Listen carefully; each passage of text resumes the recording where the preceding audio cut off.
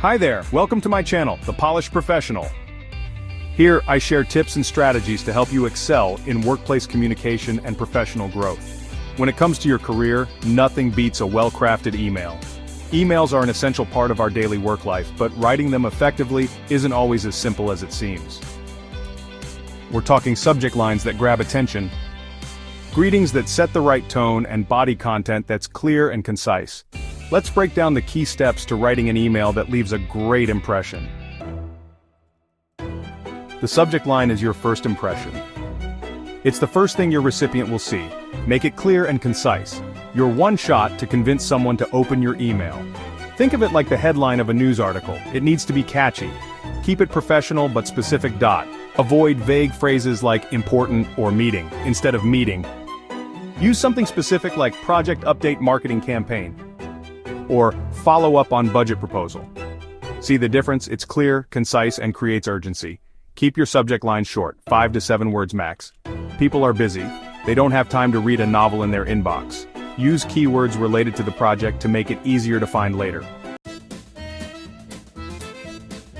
You've got their attention with the subject line. Now make a good first impression with the greeting. It sets the entire tone for your email. Stick with Dear, followed by their title and last name, like Dear Mr. Smith.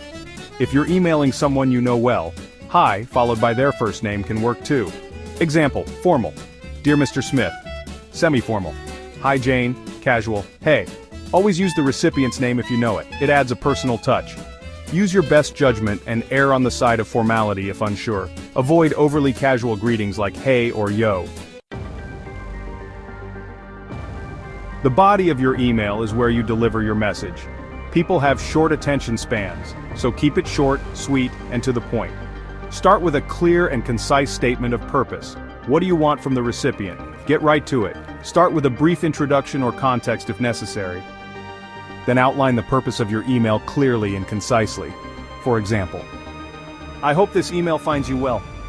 I'm reaching out to follow up on our meeting last week regarding the Q3 budget. Use bullet points or numbered lists to make your email more digestible. And don't forget to stay professional in your tone, no slang or emojis unless your workplace culture allows it. This helps break up the text and makes it easier for the reader to scan and absorb the information. Here's a pro tip: stick to one main topic per email to avoid confusion.